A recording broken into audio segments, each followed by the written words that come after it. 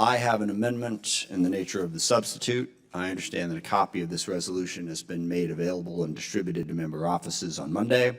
Without objection, the amendment in the nature of a substitute shall be considered as read for purposes of amendment, shall be considered as original text for purpose of amendment, and shall be open to amendment at any point.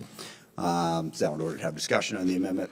I do believe that this is the mother of all fishing expeditions, and that's all that it is. You can certainly ask questions of the Department of Defense. We do all the time.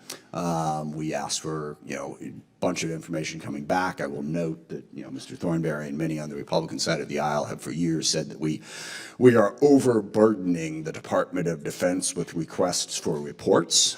And now we are stepping into requests for an endless list of documents that will tie them up forever. This is not a simple request for one thing. It's any and all of a whole lot of different people at the Pentagon, and this will take an enormous amount of time towards no particular purpose. I certainly think we should have the debate that Mr. Rogers outlined about what is the appropriate way to deal with some of the challenges of diversity within the military. I don't agree that somehow this is just a pointless exercise.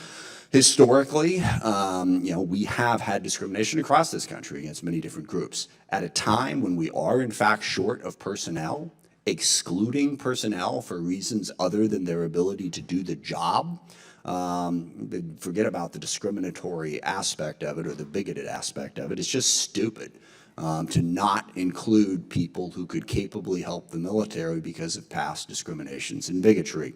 The last thing that I feel is this has definitely become a political, hobby horse for the far right to focus on our military and, frankly, to denigrate our military. We today have the most capable military the world has ever seen. They prove that over and over and over again.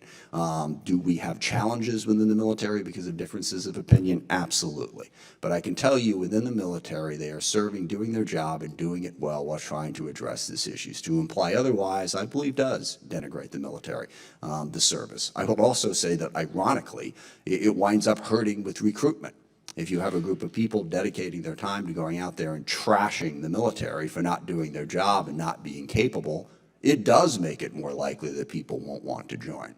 So I hope that as we go forward into that next year and deal with this oversight, that we do it in an intelligent and thoughtful way that advances the cause of the military and doesn't simply play to a political agenda.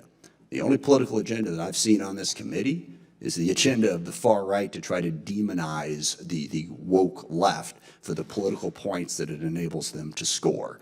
That doesn't help the military.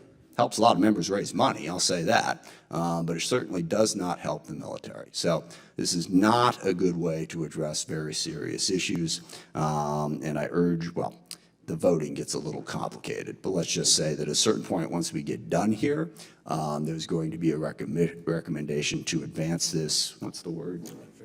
Unfavorably, that's the word, and that is what I will support. For now, we have an amendment before us that is a substitute amendment, which we will have to deal with in a moment. But further discussion.